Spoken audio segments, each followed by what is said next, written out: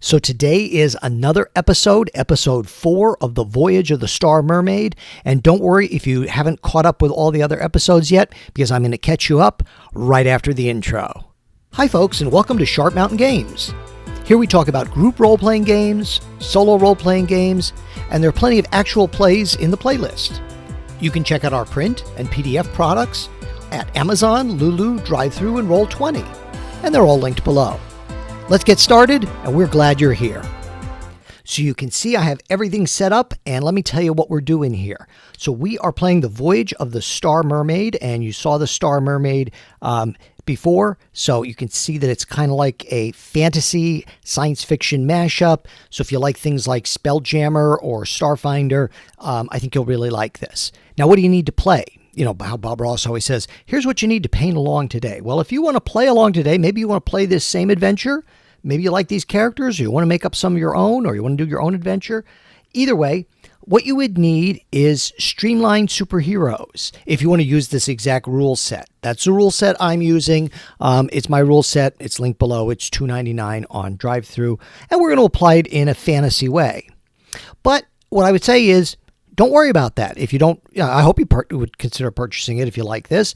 But if you don't, or you want to just use your own rule set, go right ahead. You know, if you have maybe Basic Fantasy or Shadow Dark, or you know, the one of the editions or something like that, go right ahead. Use a system that works for you.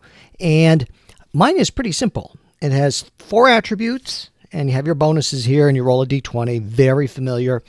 But there's an effect die. So these kind of function kind of like skills, and they tell us how well a person does in those skills. Now, who are our characters and why are they here?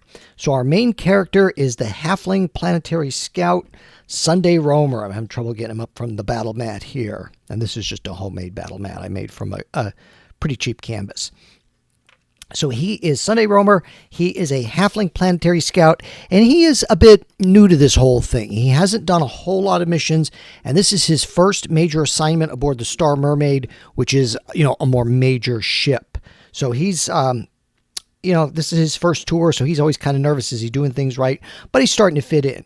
Tashara is our elven commander. She's very good at lore and diplomacy, so she's kind of a combination elf kind of Vulcan.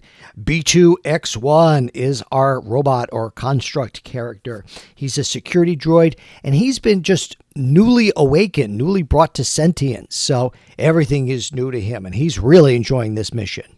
And of course, Dr. Heath, who is our natural philosopher. He can do a bit of healing and a few magic spells, and he's really good in a melee fight. He prefers that to the gem beamers, which are kind of like their phasers.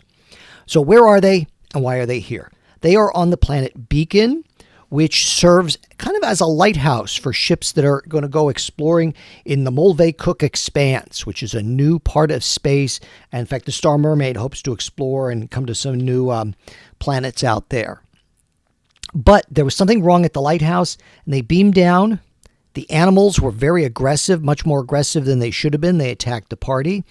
They went to the lighthouse. They saw it was ransacked, and the little robot or little construct who helped out the lighthouse keeper, Shanor.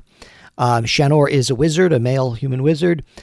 He was taken, and the robot tells them that Shanor, the wizard, was investigating some ruins to the east. So there must have been, even though this planet, there's no intelligent life now, there must have been at some point, or something crashed here, and Shanor was very interested in that, gave him something extra to do, but he was taken. He was taken by these men, and that's what the little meeples here represent, and they're human type, but they definitely had goatee type beards, kind of wrinkly foreheads. And the team called away the 2 guards and ambushed them, but Sunday got a little bit of damage.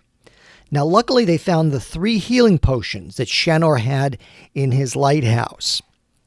You know, being so far away from other ships, he had to have some extra healing, you know, in case he got sick or injured. So Dr. Heath says to Sunday, you know, before we move ahead here, let me hit you with one of those healing potions. Let's see what I can do with that. So let's roll and see what happens here. How many points does he get back? Sunday gets 5 hit points back. And in this system, things like devices or situations can also have hit points. They're called hurdle points, and sometimes you have to overcome them using the effect die within a certain time frame. So Sunday says, oh, thank you. That's a little better. I'm still a little under the weather. He said, but I think what I need to do is, so this is like a little ridge up here. I need to go up on those rocks and see what's going on the other side. What were they guarding? So Tashara says, well, be quiet. Be very careful. B2X actually kind of wants to go along, but she says, no, wait here. Don't go along. So let's see. So Sunday Roamer is sneaking ahead. That would definitely be dexterity. He gets a +2 to his dexterity. And his hide sneak is a D10. And if he gets a 6 or better on the effect dice, something really good happens. So 4, no, he sneaks ahead. His effect dice doesn't really matter because he didn't get it. So he's trying to sneak ahead, trying to be super quiet, and he is not. Now there's going to be some steps that are leading down here. We're going to imagine that these are the steps leading down. These are just little dominoes that I spray painted and put a little gloss coat on. So down here is a pit that's been dug out, and I don't have that there. And Sunday, he kicks some rock into the pit, and the people down below notice. So who is down below? Down below are 3 gentlemen similar to the 2 that were taken care of before. Tied up is an older human. He has a beard, and they assume that that's the wizard Shanor. Now, what's been excavated? And this would have taken some time. This has probably been Shanor's project for a while. What's been excavated is a crystal, a large blue crystal. It stands pretty tall, maybe about 8 or 10 feet tall, maybe about the same size as the Dark Crystal from the Dark Crystal movie. And it's glowing a little bit on itself. And this is just a print down, and I just cut it out to have it. But Sunday has kicked some rocks down, and these people notice, hey, there's someone up there. And they get out their own weapons, their own versions of the gem beamers, and they start to come up the stairs at Sunday here. And Sunday calls down. He says, gonna need a little help up here. And everybody else is going to rush up in a moment. So let's take care of Sunday. He is getting out his gem beamer. Now, like I said, it's kind of like a gem kind of mounted on the end of a wooden device, almost like a Star Trek type phaser, and he has a D8 with that. However, our bad guys or our opponents here, they're +3. So we'll just roll. We'll say that this one here in the front fires at Sunday, and Sunday fires at him. Let's see how everybody does here.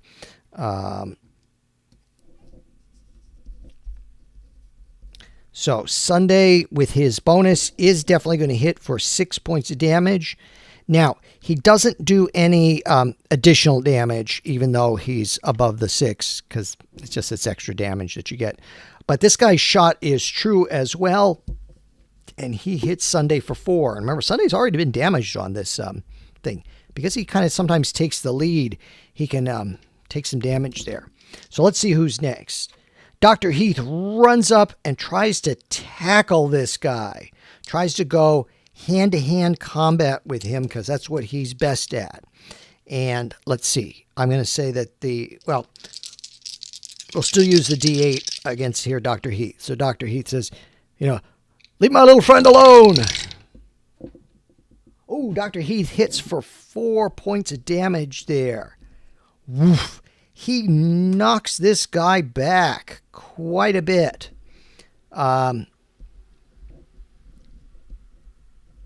Okay. And does Dr. Heath take any damage in the process? No, because the other guy only rolled a 2.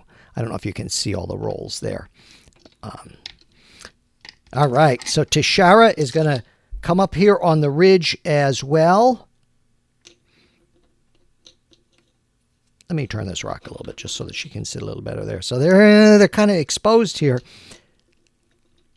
and she hears down here the wizard Shanor call, "They've done something to the crystal. I think I'm gonna lose all my work. Something's gonna happen to it." But he's still tied up, so he can't really do anything.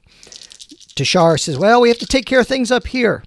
Now let's see, what's her gem beamer's a D6. She does have a neck pinch similar to the Vulcans, but I don't think she can use it in this case because she can't get close enough. So she hits, now no criticals in this system because that, let's face it, criticals go both ways.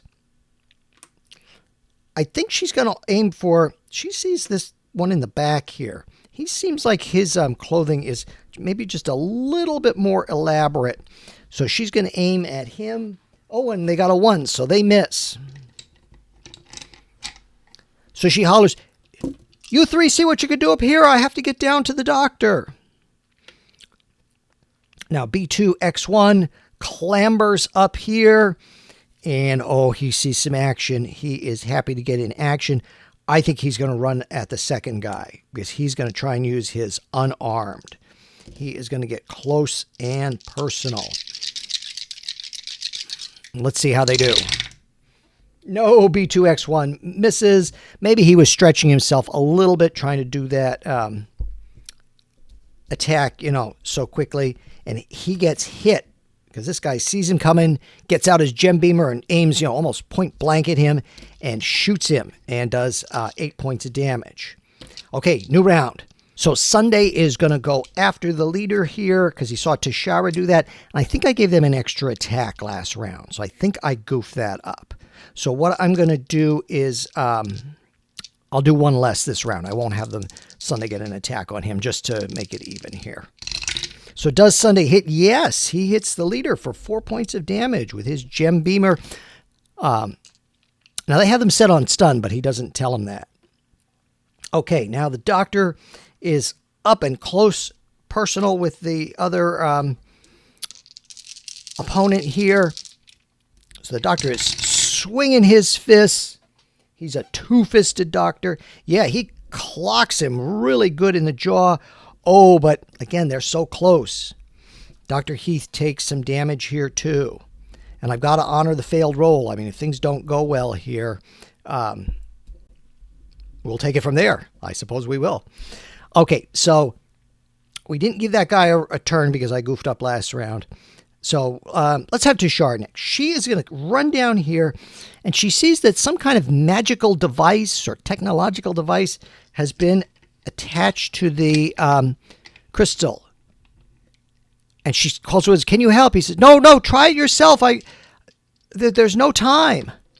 Now, Tashara has a lore effect die of 12, or 10 rather. So she's pretty good at all this. She's being an elf or an elven type character. They're long-lived, so she's seen a lot of different things. And let's see how she does. 14 for 2 points. Okay. So she's trying to see what she can do with this. But, she also senses that she got to get this done in a certain amount of time. And Shanor is going to try and scooch himself over here, even though he's tied up, and try and make some suggestions to her. But we'll do that next round. I think B2X is the only one who hasn't had a chance to go. Dr. Heath keeps it in mind. Maybe he needs to talk to B2X, so that he's not too aggressive. But B2X is having the time of his life here. He thinks this is all fun and playground games. He's like a little, like a dog a puppy when they're playing. Oh, 12. But he only does 2 points of damage to the middle guy. And let's see. I think everybody's gone this round. So we're back up to Sunday, who is, again, going to try and hit at the leader there and hope for a good result. But I'm going to say then the leader is targeting Sunday. That'll keep things nice and easy for me to take care of. Nope, they both miss. Okay, and then the good doctor is swinging his fists, trying to use his medical knowledge to see what he can do here. Oh, good. He hits for 2 points of damage. Everything's something. And does the other guy hit? No. 6 plus 3 is 9. He misses. And then let's see. We're going to have to do B2X again. It's his turn. He is just swinging his arms like tree trunks. 12 points of damage. He takes that guy out. No problem. And the other guy does get a hit on him with the beamer before he is taken out, because I just do simultaneous rounds. Now, Shanor here is going to see if he can. He says, you know, I'm not sure what they were doing, but let me see if I can help you. So if he gets a 10 or better, I'll assume he's pretty bright. He has an intelligence of, let's say, +2. 19, so 21. Yeah, what that's going to do is give, we need an effect die on that. We'll just use a D6. Did he get a 6? Oh, he got a 6. That is going to give Tashara an advantage on both her effect die and her her intelligence roll here. Her intelligence is +2. She's pretty bright. Oh, good. Okay, so she gets it, and the effect die then is 8. She is able to get that device off there safely without it causing any damage, thanks to his help. So, way to go for our logical Vulcan there. And the leader here can kind of hear that. He can hear that it powered down. Now, Sunday is going to take another shot here. Maybe we'll do one more round here, at least one more round. We'll see what happens.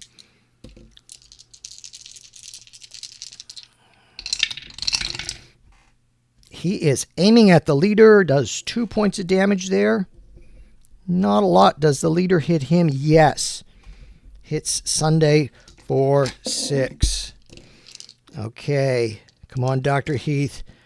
Swinging at this other bearded, goateed fellow. He hits, but then he gets hit as well. Oh, he only does 1 point of damage. Not very much. And how does our... because they're +3, so that's a 10.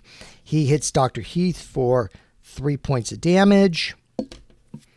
And let's see, then who is left? Oh, B2X still gets to go.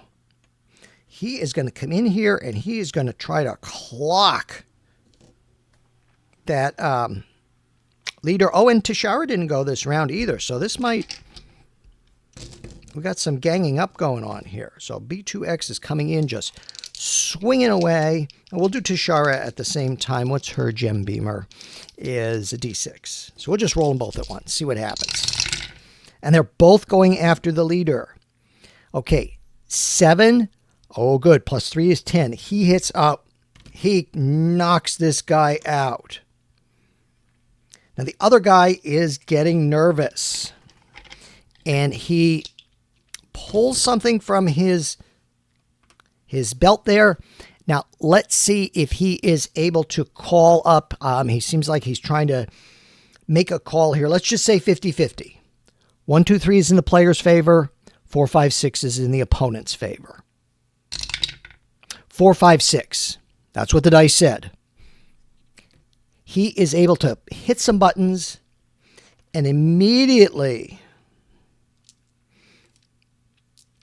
these guys are taken out of there. They shimmer and they disappear. And Tushar kind of, teleportation again. That's terrible. Because they hit this on a previous adventure. He said, you know, there must be a ship hidden or something up above. Okay, well, she takes some time, and Dr. Heath clambers down. He hollers to Sunday, "How are you doing, boy?" And Sunday says, "Oh, not too good, but I think I could wait till we get on the back of the ship." He said, "Maybe you better take care of Shanor first." And B2X clambers down, and he is very excited. He just comes right over and is looking at that crystal. He said, "It's like the gem that animated me, but a bit smaller." Now, Sunday goes and he helps Shanor up, and Dr. Heath comes over, and you know, this guy was hit on the head and kind of beat up a little bit. And Tashara says, "Well, can you tell us what were you doing here?" She said, "You know, I know you keep the beacon." And he says, "Yes, but I accepted this assignment because I had heard that there were, you know, some possible archaeological finds here, and this crystal is really something." He said that's what attracted those others. And Tashar says, well, do you know who they were? Do you know their names?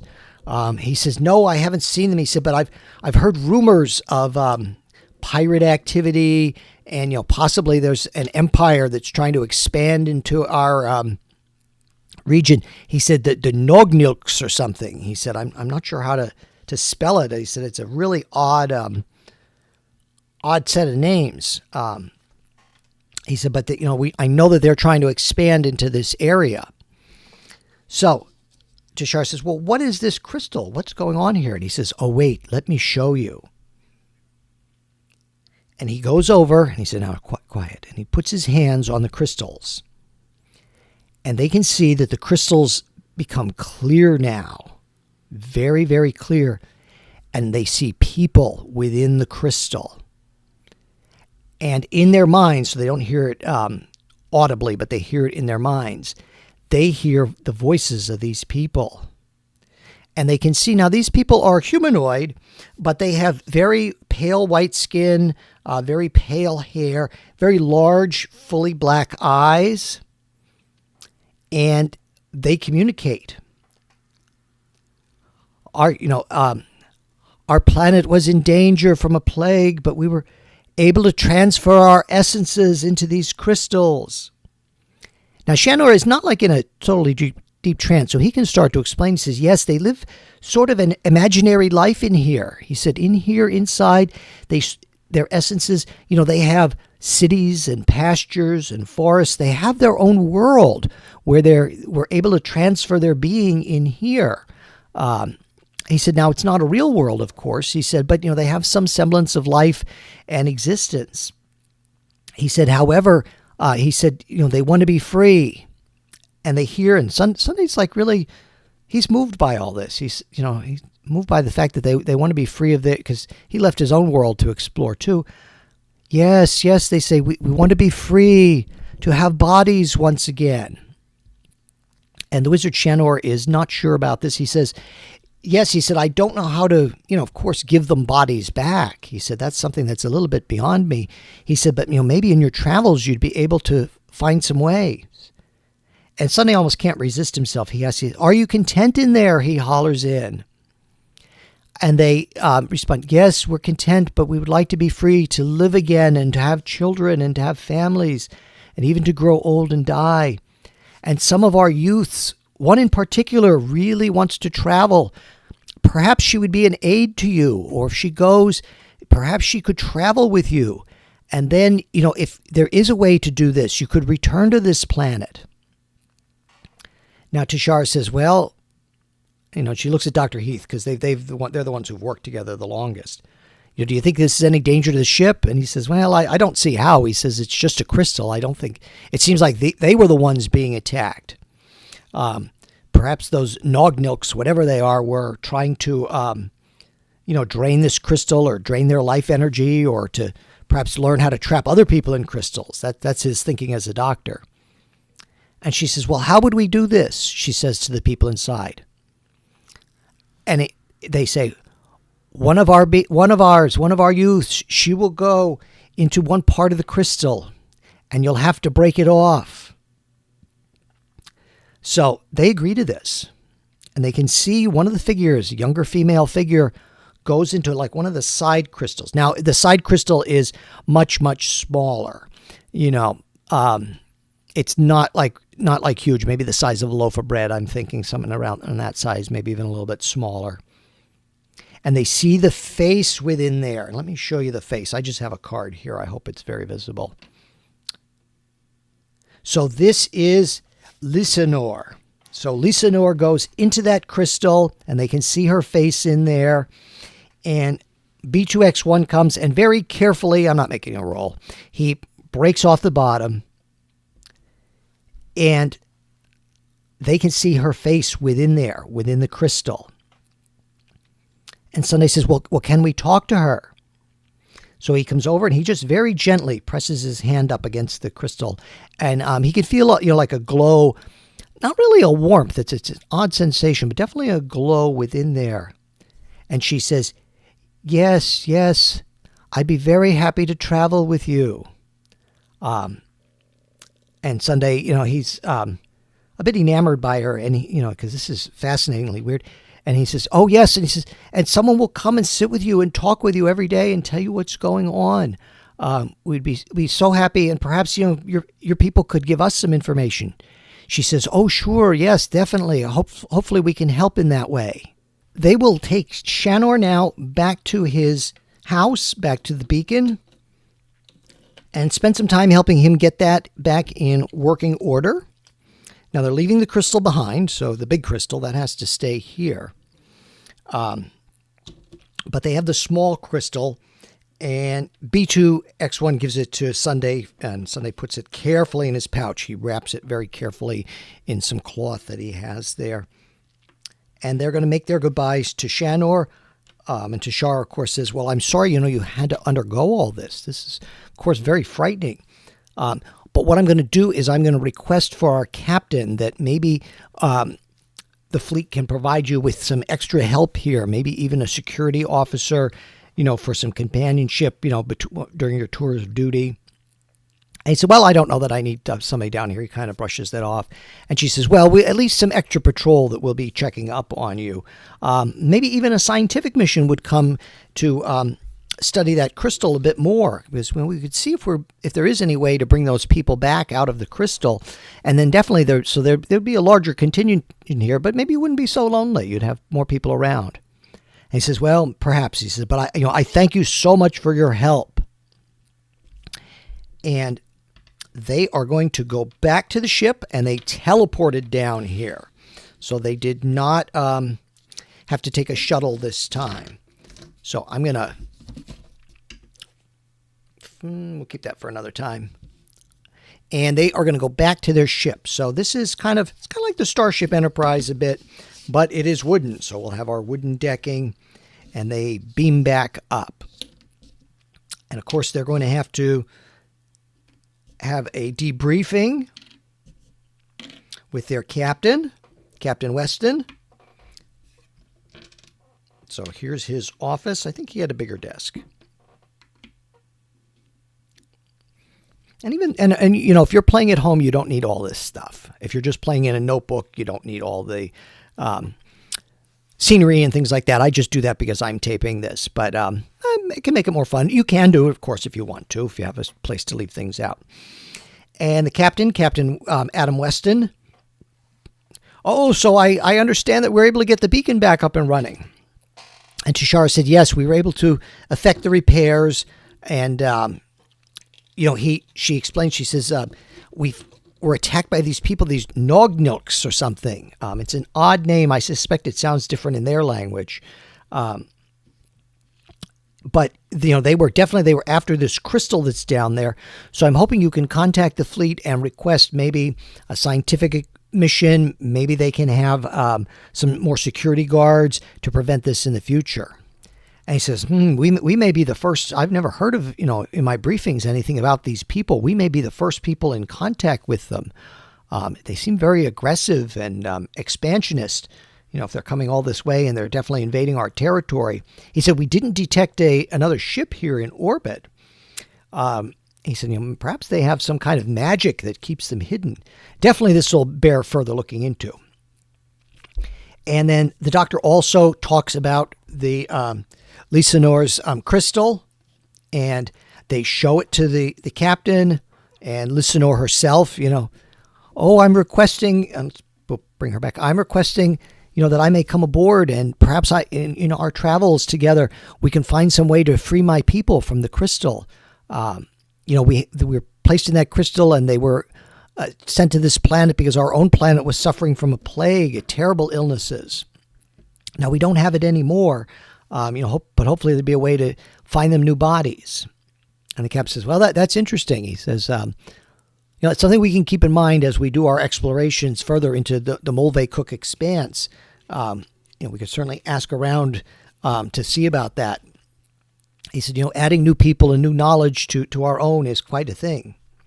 So he dismisses everybody, and he tells them, he says, "Now, shortly, we're going to stay in orbit a little bit and maybe send some of our engineers down to make sure that the beacon is up to snuff and is all ready." He said, "So, you can have some time to rest up." He said, "And then we've been called it's an odd thing. He said, we have to go backwards a little bit. There's a new space station and there's a dedication. He said, and we're, one of the ships of the fleet, one of the ships of the line. So we're being called there to, show the flag, so to speak, and be part of the dedication. So he said, so we'll have some time. He said, he says to Tashar, he said, you'll have to put people, everybody, on cleanup duty, get the ship spick and span in case we have any inspections. And he says, and Sunday, it seems like you're becoming a very valuable scouting member of our party. And he says, in B2X1, I'm glad you were able to experience your first mission.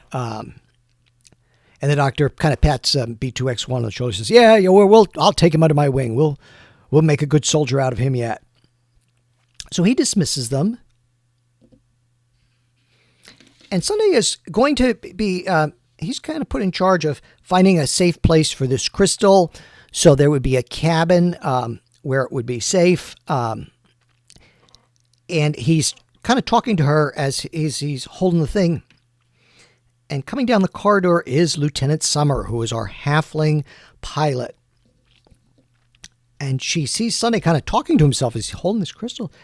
And she says, Romer, what's going on here? Did you find that on your voyage or on your trip down to the surface? And he says, oh, yes. And she's coming with us. And Lieutenant Summer seems really confused at this. What do you mean she?